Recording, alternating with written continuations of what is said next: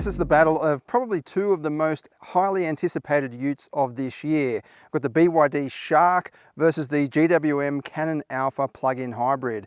Both plug-in hybrid, but they work a little bit differently. The Shark is more of a range extender. It has a 1.5 litre turbo-petrol engine that pretty much acts as a range extender, although it can directly power the front wheels at certain speeds, while the GWM uses a more conventional hybrid system whereby the 2 litre turbo-petrol 4-cylinder engine directly powers the wheels most of the time and just has assistance from an electric motor. The Shark produces 321 kilowatts and 650 newton meters, while the GWM produces 300 kilowatts and 750 newton meters. So quite even, like the Shark is more powerful, but the GWM has more torque. But if we have a look at the weight figures, the power to weight ratios might even it up a little bit as well. The Shark weighs 2.7 tons, while the GWM weighs just over 2.8 tons. That means a power to weight ratio of 106.7 kilowatts per ton in a GWM versus 118 kilowatts per ton in the Shark. So the Shark should have this, but as we've seen in previous tests, it really depends on the battery level in the Shark of what sort of performance you get. If you drop down below 50%, you're going to get slower performance, while in the GWM, it doesn't impact it so much according to my tests. As usual, we'll set up the camera on 3 different spots down this private road for the full quarter mile, and during the editing, I'll splice them together so they take off at the exact same points and they cross the kind of finish line at the same well, they take off at the same time, so they seem like they're in a direct race. The results at the end are the best I got with the V-Box. Usually I'll do the V-Box testing first while the car's nice and cool, or it's had a big gulp of cool air coming out here. So with the Shark, the V-Box results were with the battery at about 70%, while the GWM, the battery was about 60 or 55%. I couldn't get it higher than that using the intelligent mode. You can actually sit on the spot and just hit the accelerator pedal in the GWM and it will rev the engine and charge the battery. It takes quite a while though to get it to bump it up. I did do that for a few minutes just to get the battery at a higher level. But either way, the battery was about 60% in the GWM for the V-Box tests and about 70% in the Shark for the V-Box tests. But then as per the runs, the vehicles, or especially the Shark, starts to slow down. So by the third shot with the camera at the end of the quarter mile, or roughly at the end of the quarter mile, that's the kind of slowest run for the Shark, but that wasn't timed. It's just for visuals only. Let's see how they go.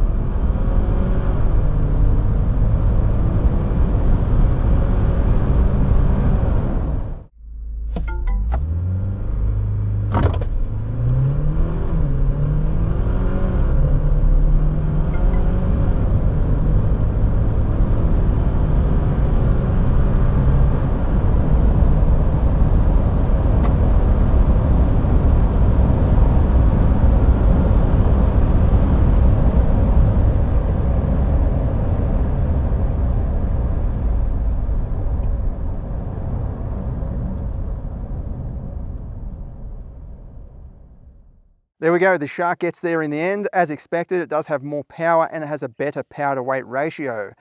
What would I choose out of these two? Well, it's actually a pretty hard question, but it depends what you want. If you want a kind of new age vehicle, then the Shark is going to be more appealing. You can plug it in and drive it like an electric vehicle, basically. You get probably a better touchscreen inside. It might look a little bit better, depending on your opinion. I mean, I think it looks a little bit better, but the ride quality in this GWM is much better than the Shark. I like the conventional sort of powertrain. I like that it has a proper differential. This has got front and rear diff locks as well for the top spec Ultra variant. This has a 3.5 ton towing capacity as well. So it depends. If what I would call a conventional ute, if you want a conventional ute, then this is the pick, because yeah, it can tow, it can go off-road. The Shark, in my experience, doesn't do that well off-road. You really have to fiddle around with the drive modes and all of that. This, you don't have to worry so much.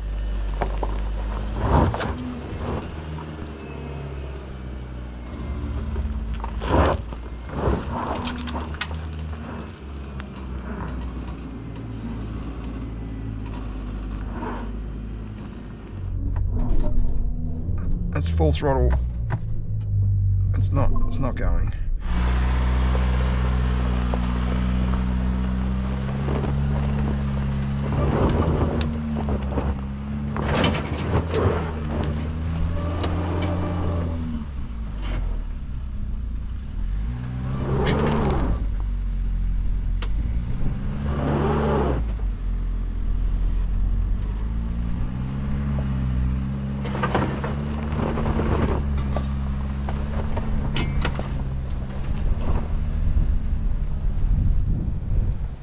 And the towing, well, the Shark has a maximum rating of 2.5 tons. This is 3.5 tons. So straight away, yeah, this does look better on paper if you want that kind of traditional ute experience. But if you want something a bit more modern, a bit flash, a bit cheaper as well, the Shark is a lot cheaper. It was about 5 or 6 grand cheaper, yeah, especially compared to this top spec Ultra variant. Then the Shark is going to be the pick. Either way, both very interesting models for the ute class. Let me know what you think in the comments below. What would you rather take, the BYD Shark or the GWM Cannon Alpha plug-in hybrid? Thanks for watching.